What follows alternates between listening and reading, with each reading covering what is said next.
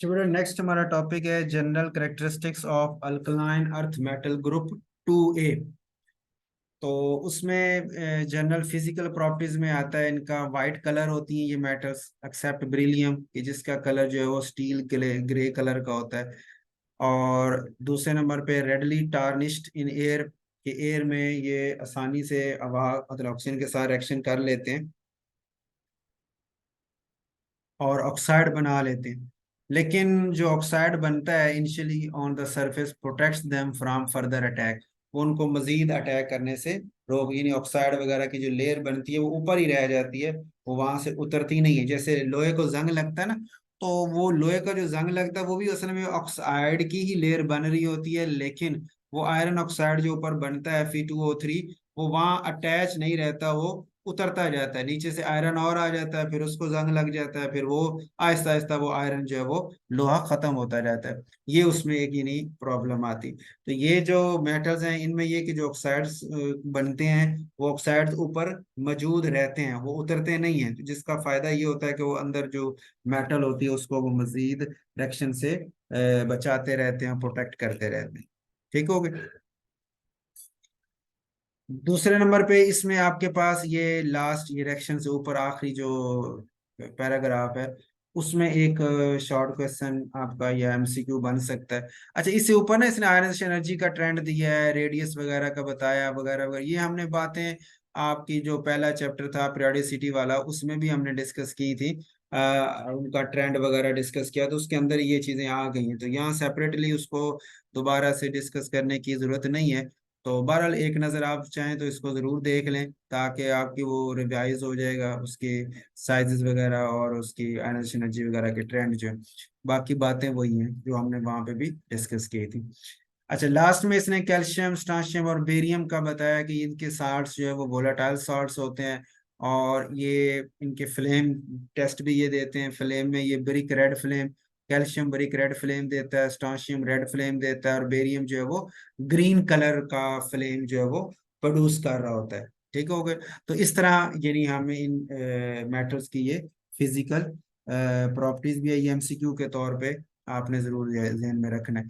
अच्छा, अगर short question बना ले वजह तो वही जो हमने अभी अल्कली ग्रुप 1 में भी डिस्कस की थी वही वाली इसकी हैं कि भी इलेक्ट्रॉनिक एक्साइटेशंस होती हैं, इलेक्ट्रॉन हाई लेवल पे जाते हैं फिर वापस आते हैं तो एनर्जी इमिट करते हैं और किसी विजिबल रीजन की रेडिएशन की फॉर्म में, और वो कोई ना कोई कलर हमें नजर आ रहा होता है। ठीक हो गई। रिएक्शंस भी बिल्कुल इसी तरह उसी पैटर्न पे आपने बताने हैं जैसे अल्कली मेटल्स के बताए कि भाई ये या तो वो सारे के सारे एक ही पैटर्न पे रिएक्शन कर रहे होंगे मेटल्स, या इस दूसरे ग्रुप में आपको याद होगा कि बेरिलियम पेकुलर बिहेवियर रखता है जिस वजह से उसकी को ट्रेंड थोड़ा डिफरेंट हो सकता है नॉर्मल से हट के, तो उसको अलग बता देंगे, बाकी मेटल्स को अलग बता देंगे, या बाकी मेटल्स में भी कोई फर्क आ रहा है तो उसको भी हम मेंशन कर देते हैं। तो ये आपने हर हेडिंग के नीचे इसी तरह दो तीन जुमले जो है वो मेंशन करने। जैसे पहला है एयर एक्शन ऑफ एयर और ऑक्सीजन, तो इसके अंदर एक तो ये आप जुमला लिखेंगे सारी की सारी ऑक्सीजन से रिएक्शन करती हैं मेटल्स और ऑक्साइड बना देती हैं। नाइट्रोजन के साथ भी हवा के अंदर जो नाइट्रोजन है उस अगर मौजूद उससे रिएक्शन हो तो वो भी हो जाता है और नाइट्राइड भी ये बना लेती हैं। ठीक हो गया। सिर्फ बेरियम वाहिद है जो पर ऑक्साइड बनाती है, बाकी सारी मेटल्स नॉर्मल ऑक्साइड बनाती है, और जो बेरियम है वो पर ऑक्साइड BaO2 पर ऑक्साइड बनाती है। सुपर ऑक्साइड ग्रुप 2 के अंदर कोई भी नहीं बना रहा। अच्छा, उसके बाद है रिएक्शन विद हाइड्रोजन। इसके अंदर आप मेंशन करेंगे कि एक आपके पास था बेरिलियम, एक आपके पास है मैग्नीशियम, और तीसरा है बाकी में। यहाँ से जर्नल लिखा है कि जैसे कैल्शियम वगैरह ये डायरेक्ट हाइड्रोजन सिलेक्शन करती हैं, हाइड्राइड बना देती हैं, और इनके हाइड्राइड को अगर पानी सिलेक्शन करें तो हमें हाइड्रोजन गैस मिल जाती है, यानी सोर्स ऑफ हाइड्रोजन गैस भी ये हाइड्राइड्स होते हैं। अच्छा, अब पॉइंट यहाँ पे ये है मेंशन करने के लिए कि बेरिलियम, इसने बात की कैल्शियम स्टाशियम और बेरियम ये ट्रेंड शो करते हैं जो नीचे लिखा हुआ है। अब पीछे रह गए बेरिलियम और मैग्नीशियम। तो बेरिलियम जो हाइड्रोजन है वो डायरेक्ट H2 के साथ रिएक्शन नहीं करती। हाँ, बेरिलियम को अगर आप एटॉमिक हाइड्रोजन नेसेंट हाइड्रोजन जिसे आप बोलते हैं, और आपको पता है वो हाईली रिएक्टिव होती है एटॉमिक फॉर्म में होने की वजह से, तो बेरिलियम चूंकि इतनी कम रिएक्टिविटी है तो वो हाइड्रोजन के साथ नहीं बनाती, एटॉमिक हाइड्रोजन के साथ रिएक्शन करे तो वो हाइड्राइड बना लेती डायरेक्ट। और इंटरेक्ट लेने का तरीका हमने पढ़ा था, पीछे डिस्कस किया था कि पेकुलर बिहेवियर और बेरिलियम के अंदर भी डिस्कस किया था, और लिथियम के साथ इसकी जो बेरिलियम और आपका एल्यूमिनियम की सिमिलरिटी को डिस्कस कर रहे, तो वहां भी हमने बात की थी कि बेरिलियम का हाइड्राइड जो होता है वो इनडायरेक्टली बनता है, डायरेक्ट हमारे पास नहीं हम बनाते। तो इनडायरेक्टली कैसे बनाते हैं, उसमें हमने बात की थी रिएक्शन की भी। लिथियम एल्यूमिनियम हाइड्राइड जो है ना, वो इसी नोट्स में पेज नंबर 249 पे हमने रिएक्शन ये डिस्कस किया था कि वो उसको बेरिलियम को आप लिथियम एल्यूमिनियम हाइड्राइड के साथ रिएक्शन करवाते हैं बेरिलियम के कंपाउंड को, तो हमें बेरिलियम हाइड्राइड मिल जाता है। और इसी तरह मैग्नीशियम का हाइड्राइड भी वो इनडायरेक्टली हम ले लेते हैं, डायरेक्ट वो भी नहीं बनाता। हाँ, उसको अगर डायरेक्ट रिएक्शन करवाएं तो कोई कैटलिस्ट वगैरह जैसे मैग्नीशियम हाइड्राइड वगैरह कैटलिस्ट के तौर पे भी यूज होता है, फिर जाके वो हाइड्राइड बना देता है, तो वो भी यूज किया जा सकता है। और वैसे मैग्नीशियम का हाइड्राइड भी इनडायरेक्टली भी मुख्तलिफ तरीकों से बनाए जाते हैं। ये भी पेज 249 के ऊपर एक्शन दिए हुए, आप उन वहां से एक एक रिएक्शन इस हेडिंग के नीचे मेंशन कर सकते हैं। ठीक हो गई। उसके बाद है रिएक्शन विद वाटर। जितनी भी आपकी अल्कलाइन अर्थ मेटल्स हैं ये सारी मोस्टली वाटर के साथ रिएक्शन कर लेती हैं, और हाइड्रोक्साइड भी बनाती है और हाइड्रोजन गैस भी बनाती है। अब यहाँ पे एक फर्क है कि बेरिलियम के बारे में हमने पढ़ा था कि बेरिलियम जो है वो पानी के साथ किसी भी टेम्परेचर पे रिएक्शन शो नहीं करती। ठीक हो गया, स्टीम या हाई टेम्परेचर वगैरह पे नहीं करती। मैग्नीशियम का हमने रिएक्शन पीछे डिस्कस किया था, उसके पेकुलर बिहेवियर लिथियम के साथ सिमिलरिटी के अंदर भी हमने उसको डिस्कस किया था कि मैग्नीशियम जब वाटर के साथ स्टीम के साथ रिएक्शन करती है तो मैग्नीशियम ऑक्साइड बनाती, कैल्शियम कर रही है तो कैल्शियम हाइड्रोक्साइड बना रही है और हाइड्रोजन। लेकिन जो मैग्नीशियम था वो मैग्नीशियम ऑक्साइड बनाता था, यानी रिएक्शन आपका बनता था Mg+वाटर, Mg+H2O, एरो के बाद आ गया MgO+H2। ठीक है, तो ये उसका रिएक्शन आप यहाँ पे मेंशन कर सकते हैं।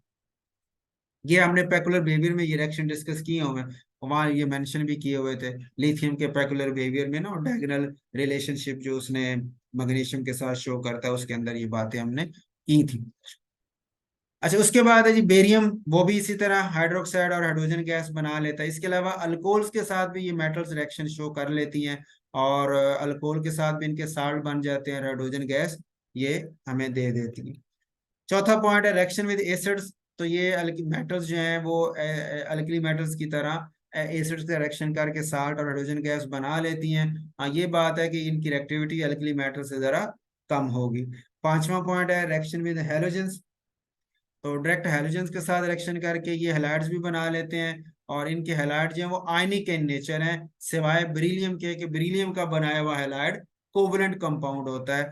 बाकी जो अल्कली मेटल्स के हैलाइड्स हैं वो सारे आयनिक इन नेचर है। Reaction with nitrogen, direct nitrogen के साथ रिएक्शन करके नाइट्राइड M3N2 फार्मूले के साथ ये सारी मेटल्स बना लेती हैं, और उसको जब हम वाटर से रिएक्शन करें तो अमोनिया गैस वो इवॉल्व कर देते हैं। यहाँ रिएक्शन लिखा नहीं है, आप रिएक्शन यहाँ ऐड कर सकते हैं। M3N2 है, ये चूंकि पीछे भी कहीं मेंशन नहीं हुआ तो ये मैं आपको यहाँ पे ड्रा करके दिखा देता हूँ।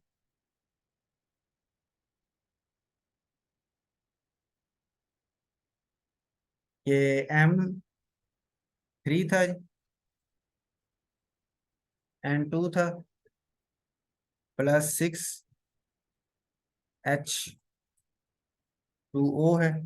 ठीक है जी। उसके बाद आपका एरो आ जाएगा, और एरो के बाद 3MOH +2NH3।